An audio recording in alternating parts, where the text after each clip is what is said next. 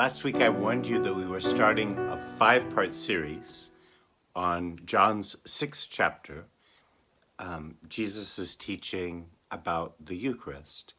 And so we're in part 2 of 5 of our series today as we continue to read this series on the bread of life.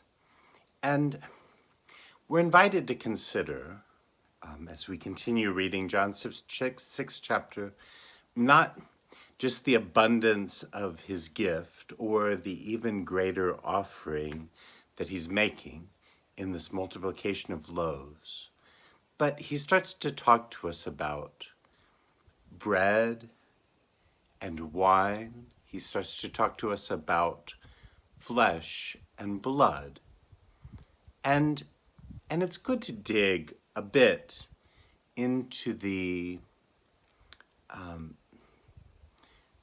multifaceted meanings that bread and wine and flesh and blood have in our lives. Bread, probably at first glance, seems like such an absolutely positive image. The smell of fresh bread baking in an oven, the delight that the sustenance brings, not a delight of excess, but a delight of the very basics of life, the satisfaction that comes from this daily sustenance in our lives.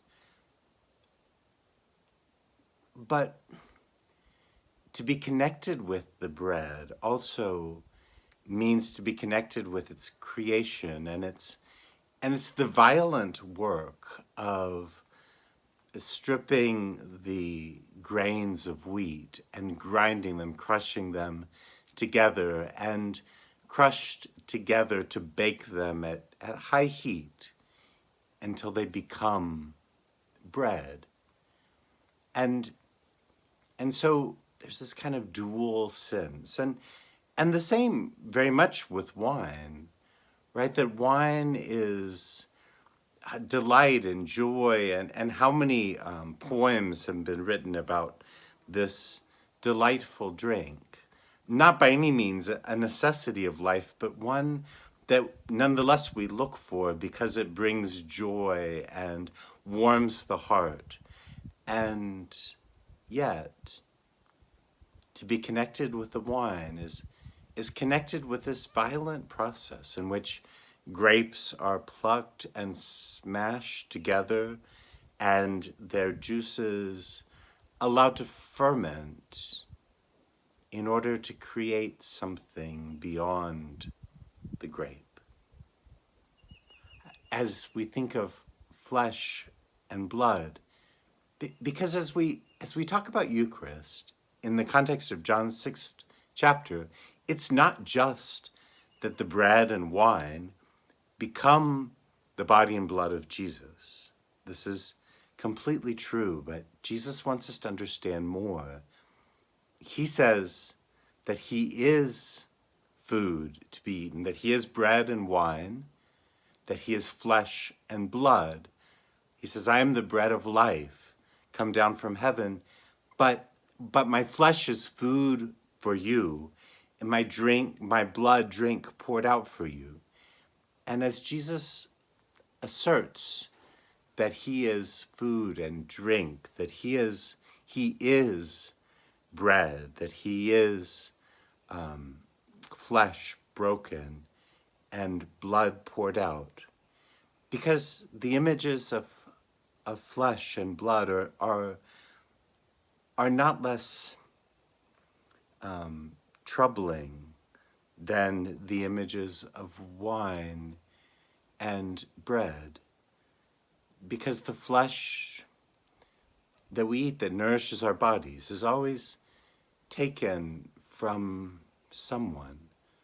But we don't oftentimes like to think of it. We'd like to think that McDonald's makes meat. And we'd like to think that the refrigerator section at H-E-B has a factory that creates ground beef and steak and chicken.